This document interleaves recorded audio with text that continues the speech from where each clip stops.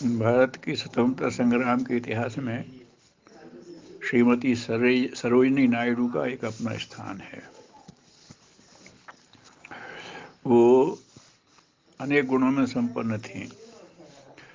बहुत अच्छी वक्ता थी, बहुत अच्छी अंग्रेजी की विद्वान थी, कविता लिखती भी थी और गाती भी बहुत अच्छी थी। और फिर तो बहुत अच्छी राजनीतिक भी बन गई थी और प्रशासक भी बन गई थी। बाद में उन्हें जब जिम्मेदारियां दी गई तो उन्होंने अपने आप को सिद्ध किया। उनके पिता श्री अघोरनाथ जी चट्टोपाध्याय, नाम से जैसा पता पड़ता है, बंगाल के ब्राह्मण थे, लेकिन उनके पूर्वज ही हैदराबाद जाके बस गए थे। उनके पिताजी का भी जन्म भी हैदराबाद में ही हुआ था। और उनके पिताजी ने, अघोरनाथ जी ने, इंग्लैंड से जाकर के डीएससी परीक्षा पास की थी, तो अंग्रेजी के वो अच्छे विद्वान थे। उनका जो वातावरण मिला तो शुरू से ही सरोजिनी की अंग्रेजी भाषा में अच्छी पकड़ हो गई थी। भीतर से कविता का मादा था, तो 12-13 वर्ष की आयु में ही वो अंग्रेजी की कविताएं लिखने लगी थी। और जैसा कि कहा, वो गा करके सुनाती थीं, तो उनका कंठ भी बड़ा मधुर था। कोकिल कंठ कहते थे, इसलिए उन्हें भारत कोकिला की उपाधि दे दी गई थी। तो उन्होंने पहला अपने प्रारंभ का समय तो ज्ञान प्राप्ति में, शिक्षा विस्तार इसी में लगाया। और मेजर नायडू से उन्होंने शादी की थी, तो फिर वो सरोजिनी नायडू हो गई। राष्ट्रनिष्ठ थी। उन्हें लगा कि अब मुझे भारत को स्वतंत्र कराने के आंदोलन को गति देने के लिए राजनीति में उतरना पड़ेगा, और फिर राजनीति में उतरी। इसके लिए उन्हें श्री गोपाल कृष्ण गोखले ने 1908 में प्रेरित किया था।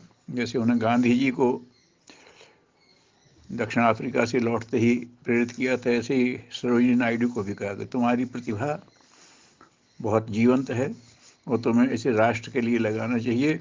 भारत को स्वतंत्र भी कराना है और भारत की जो रूढ़िवादिता उसको भी दूर करना है। और नारी समाज को तो बहुत ज़्यादा दबा के रखा गया है। तुम में प्रतिभा है, तुम भी स्वयं खुल करके मंच पे आओ और तुम्हारे आने से नारी समाज को बल मिलेगा, वो भी उभर करके आएंगे। तो भारत के स्वतंत्रता आंदोलन में भी नारियों को उल्लेखनीय भूमिका निभानी है, और उसके बाद भी भारत की, स्वतंत्र भारत की तेजस्वी नागरिक बनना है। तो इसके लिए तुम अपनी भूमिका निश्चित करो, उसके हिसाब से आगे बढ़ो। तो इसमें उन्होंने काम को बहुत अच्छे ढंग से किया। गांधी जी से वो बहुत प्रभावित थी, उनकी सहयोगिनी बन करके रहीं और कहा करती थी, मैं तो गांधी जी की मुरली हूँ। ये भी सच है कि उन्होंने जब से उसके साथ जुड़ी कुछ और सोचा ही नहीं। गांधी जी के जीवन की सांसों के साथ उनकी गतिविधियां चलती थीं और गांधी जी भी उन पर बहुत विश्वास करते थे। चौरा चौरी कांड जो हुआ था, वहाँ आंदोलनकारी कुछ भड़क गए थे और उत्तेजित कर दिया कुछ अंग्रेज पुलिसकर्मियों ने। तो वहाँ कुछ उन्होंने मारवार भी दिया था, जला दिया था थाना। तो फिर गांधी जी ने चौरा चौरी आंदोलन इसीलिए बंद कर दिया था कि वो हिंसक को उठा चाहता है। लेकिन अंग्रेजों ने उन्हीं पर उसका आरोप लगाकर उन्हें 7 साल के लिए जेल भेज दिया था।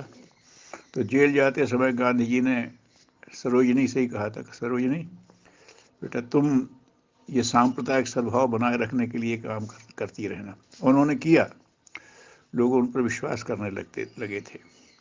और ये वर्ग भेद में उनको बहुत पीड़ा होती थी जो देख करके। दीनबंधु एंड्रूज करके एक अंग्रेज विद्वान थे, वो भारत में बहुत उन्होंने काम किया, भारत में बहुत प्रिय था।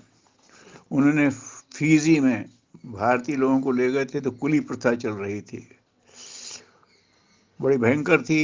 पशुओं की तरह इस्तेमाल किया जाता था, जिनको कुली मानते थे। उसका उन्होंने विरोध किया। तो उस विरोध में सरोजिनी नायडू का भी बहुत महत्वपूर्ण रोल रहा। और कांग्रेस में भाग करते हुए 1925 में वे कांग्रेस की अध्यक्ष भी चुनी गई और अपना कार्यकाल उन्होंने बखूबी निभाया, अच्छी प्रशासक भी सिद्ध हुई। गांधी जी ने उन्हें दक्षिण अफ्रीका भेजा कि जाओ दक्षिण अफ्रीका में अभी भारतीयों का आंदोलन थोड़ा ढीला पड़ने लगा, उसको आगे बढ़ाना। तो वो दक्षिण अफ्रीका पहुंची, यहाँ उनकी प्रसिद्धि हो गई थी। तो वहाँ तमाम उनके प्रशंसक पहुंच गए और तमाम पत्रकार भी पहुंच गए, प्रश्न करने लगे, वो जवाब देने लगी।